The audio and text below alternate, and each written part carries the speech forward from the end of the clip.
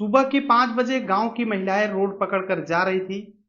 तभी देखती हैं कि रोड के किनारे एक व्यक्ति अपने घर के सामने लेटा हुआ है और वो जिस चारपाई पे लेटा है उस चारपाई के नीचे बहुत सारा खून बिखरा हुआ है। महिलाएं पास जाने की कोशिश करती हैं। तभी देखती हैं कि वो व्यक्ति व्यक्ति नहीं बल्कि लाश बन चुका है। और तभी महिलाएं चीखती हैं, पुकारती हैं। अगल बगल के लोग दौड़ कर आते हैं। तब तक कुछ ही देर में गांव के काफी लोग इकट्ठा हो जाते हैं।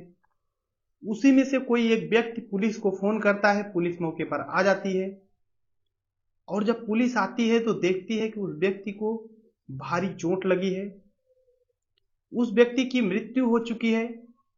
अब पुलिस जांच पड़ताल शुरू कर देती है कि आखिर इस व्यक्ति को चोट लगी कैसे, इसकी मृत्यु कैसे हुई। आखिर ये शाम को तो सही सलामत सोया था। अब पुलिस जब जांच पड़ताल करती है एक निष्कर्ष पे निकलती है। निष्कर्ष निकलने के बाद उस कत्ल का एक खुलासा करती है। और जब खुलासा करती है तो वाकई में चौंकाने वाला था। जितने लोग इस कत्ल की असलियत को सुन रहे थे सभी चौंक जाते हैं कि इस दुनिया में इस तरीके के भी लोग होते हैं। रिश्तों का कोई मतलब ही नहीं रह गया है। जिन रिश्तों को हम लोग पवित्र समझते हैं वो रिश्ते इस हद तक गिरते हैं जिसका कोई उम्मीद नहीं कर सकता है। नमस्कार दोस्तों, मैं विजय शंकर पाल। इस वीडियो को लाइक करना, चैनल को सब्सक्राइब करना, अपनी राय कमेंट बॉक्स में देना, हमें इंस्टाग्राम पे फॉलो जरूर करना। आज की जो सच्ची घटना सुनाने जा रहा हूं ये है उत्तर प्रदेश का हरदोई जिला लगता है। यहीं पर अकरोली थाना है और यहीं पर बहुरिया एक ग्राम लगता है। यहीं पर एक व्यक्ति रहा करता है जिसका नाम राम सिंह है, जो कि एक दर्जी का दुकान चलाता है। राम सिंह की जो पत्नी थी उसका नाम रीता था। रीता राम सिंह से उम्र में लगभग 2 साल बड़ी थी। सब कुछ सही चल रहा था। इसी बीच रीता के एक बेटा पैदा होता है। उसके बाद सब कुछ सही चल रहा था, लेकिन जैसे ही कुछ साल बीतते हैं राम सिंह और रीता के रिश्ते खराब होने लगते हैं। कारण एक ये भी था कि रीता उम्र में बड़ी थी तो सेटिस्फाई नहीं हो पा रहे थे। एक दिन झगड़ा होता है दोनों में और रीता राम सिंह को छोड़कर अपने मायके चली जाती है।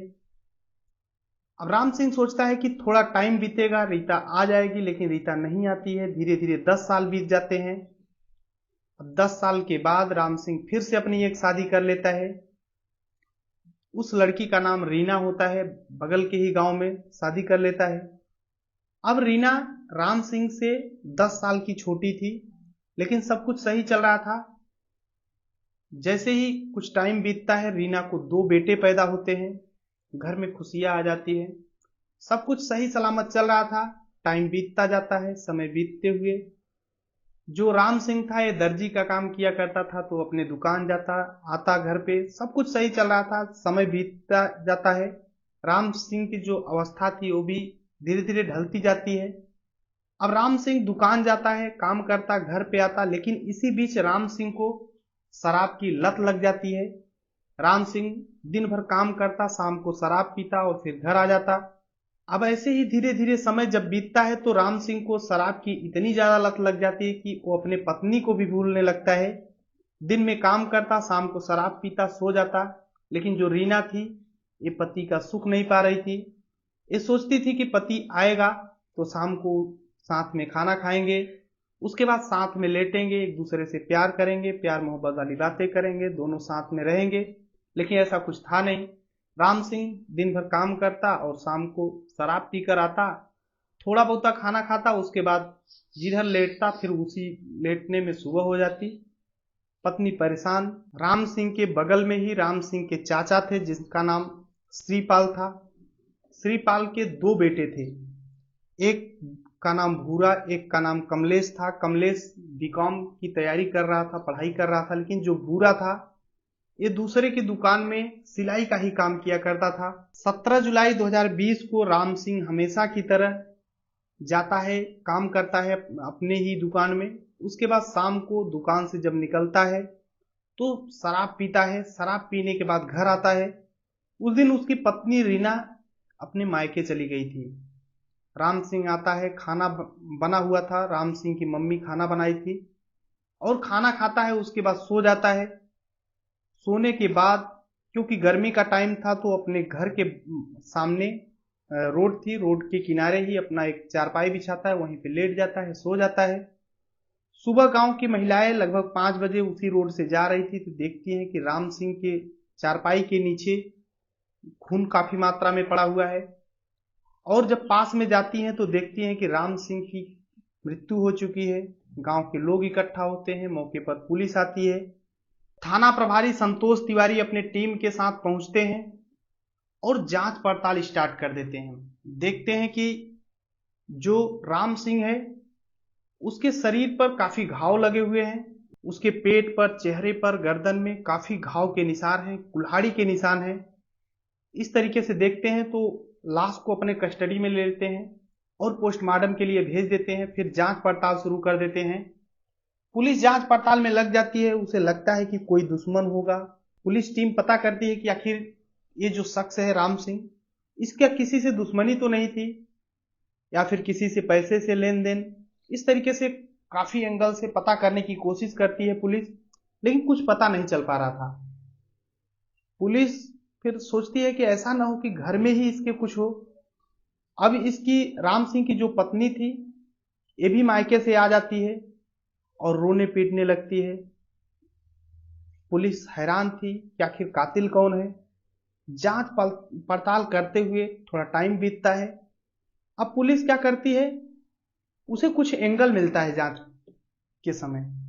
तो जो पत्नी होती है रीना, इसको पुलिस उठाती है और थाने ले जाती है। इससे पूछताछ स्टार्ट करती है। तभी पुलिस को कुछ और डाउट लगता है। फिर भूरा को उठाती है, जो इसके चाचा का लड़का था, राम सिंह के चाचा का लड़का भूरा, उसको उठाती है पुलिस और थाने ले जाती है। अब दोनों से पूछताछ स्टार्ट करती है पुलिस।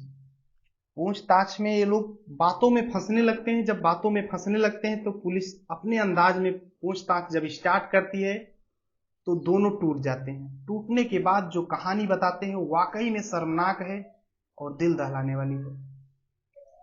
जो रीना है, ये बताती है कि मेरी शादी राम सिंह से आज से 12 साल पहले हुई थी। जब शादी हुई थी सब कुछ सही चल रहा था, मेरे 2 बेटे हुए। उसके बाद भी सब कुछ सही चल रहा था, लेकिन राम सिंह को दारू की लत लग जाती है। ये दिन भर काम करते, शाम को दारू पीकर आते थे तो मुझसे बातें भी नहीं करते थे।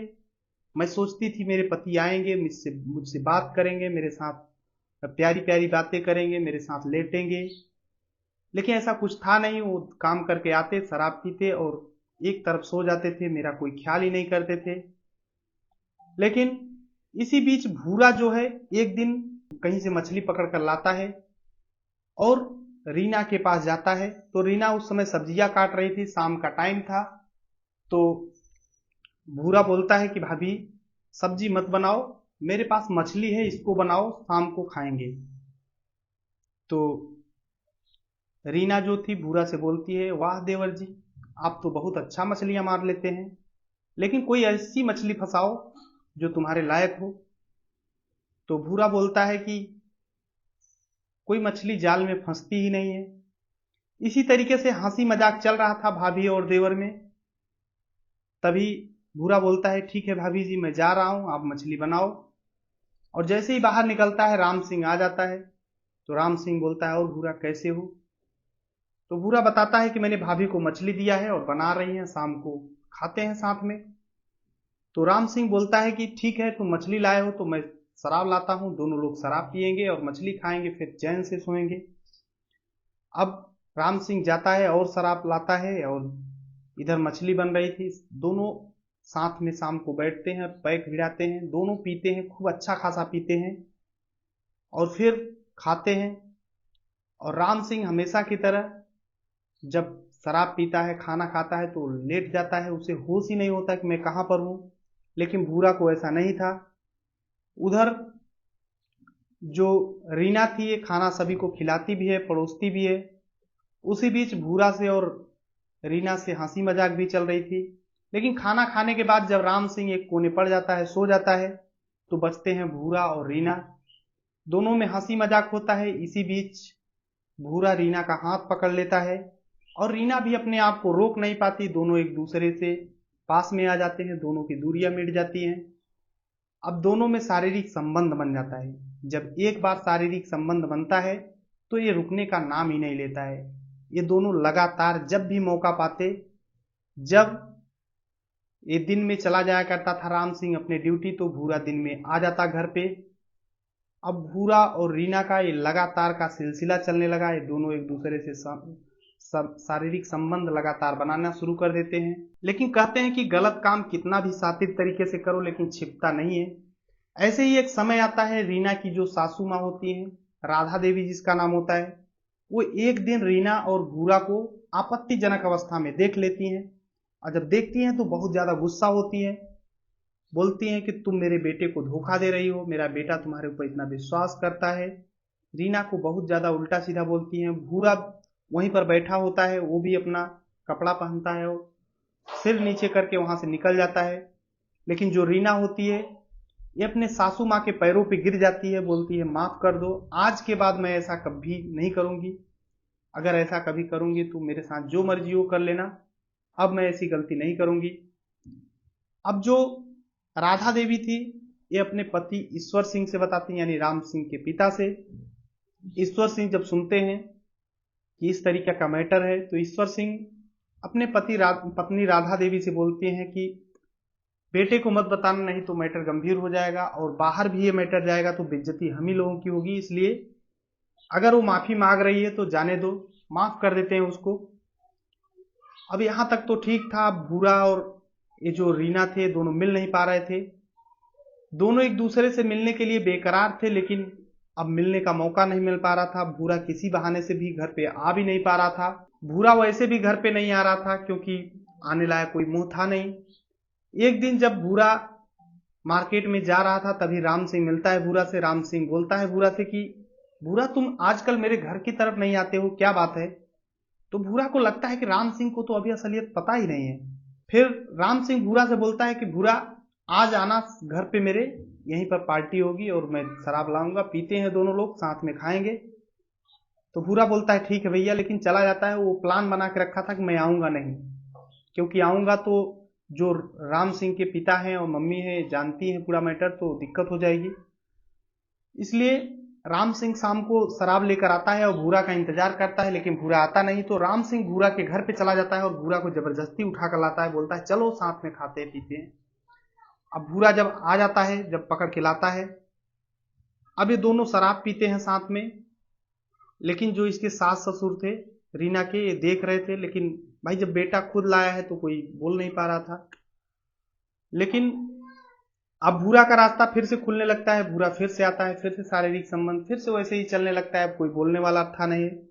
जो राधा देवी और ईश्वर सिंह थे, यानी जो रीना के सास ससुर थे, वो भी जानते हुए कुछ नहीं कर पा रहे थे कि किसको कहूं, बेइज्जती अपनी ही है।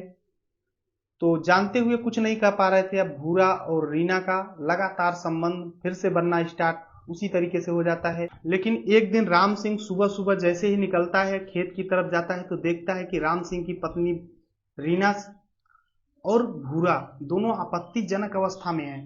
राम सिंह को बहुत ज्यादा क्रोध आता है, पहली बार उसे सच्चाई पता हुई थी। राम सिंह भूरा और अपनी पत्नी रीना को बहुत ज्यादा मारता है और बहुत ज्यादा गुस्सा भी होता है। भूरा वहां से भाग जाता है, रीना माफी मांगती है बहुत ज्यादा। लेकिन अब दोनों में पति पत्नी में कड़वाहट का बीज उग चुका था अच्छी तरीके से। लेकिन राम सिंह बोलता है भूरा से कि भूरा, आइंदा अगर तुम दिखा तो मैं तुम्हें मार डालूंगा, इस तरीके से तमाम चीजें। लेकिन ये जो रीना और भूरा का मोहब्बत था, ये गहराई ले लिया था। अब भले ही राम सिंह जान गया था, भले ही राम सिंह के माता पिता जान गए थे, लेकिन भूरा और रीना फिर भी छिप छिप करके मिलते थे, एक दूसरे से दूर नहीं हो पा रहे थे। अब रीना एक दिन फोन करती है भूरा के पास और बोलती है भूरा, हम दोनों एक दूसरे के बिना नहीं रह पाएंगे, तो क्यों न राम सिंह को रास्ते से हटा देते हैं। अगर इसको रास्ते से हटा देंगे तो हम दोनों की दूरियां जो है मिट जाएंगी, कोई रोकने वाला नहीं होगा। अब भूरा भी इस बात के लिए तैयार हो जाता है, लेकिन इसके लिए सोचता है कि मैं राम सिंह का पहले दिल जीतूं, उससे करीबी बनाऊं, फिर राम सिंह को रास्ते से हटाते हैं। तो एक दिन राम सिंह के दुकान पर भूरा जाता है। जब जाता है तो राम सिंह तो लड़का बच्चा तो था नहीं। वो कैंची से भूरा को मारने की कोशिश करता है। भूरा वहां से भाग जाता है, उसके चोट भी लग जाती है उंगलियों में, लेकिन भूरा को भी गुस्सा आ जाता है। तभी एक टाइम आता है 17 जुलाई 2020 को। 17 जुलाई 2020 को सुबह सुबह रीना अपने मायके जाती है और भूरा को फोन कर देती है कि आज मैं मायके जा रही हूँ, मेरे पति बाहर ही लेटते हैं, गर्मी का टाइम है तो बाहर सड़क के किनारे लेटते हैं, तो आज तुम काम तमाम कर दो, कोई दिक्कत नहीं है, मेरे पे भी कोई शक नहीं करेगा और तुम्हारे पर भी। अब जैसे ही इस तरीके से रीना बताती है भूरा से, तो जैसे राम सिंह आता है ड्यूटी से, शाम को खाना खाता है और फिर चारपाई निकालता है और घर के सामने सड़क के किनारे लेट जाता है। अब जैसे ही लेटता है, रात को 12 बजे भूरा एक टंगारी लेकर आता है और देखता है कि राम सिंह गहरी नींद में सो रहा है, तो पीछे से सिर पे वार करता है टंगारी से। तभी गर्दन में, सीने में, पेट पर कई कुल्हाड़ी मारता है और राम सिंह वहीं पर ढेर हो जाता है, उसकी जान निकल जाती है।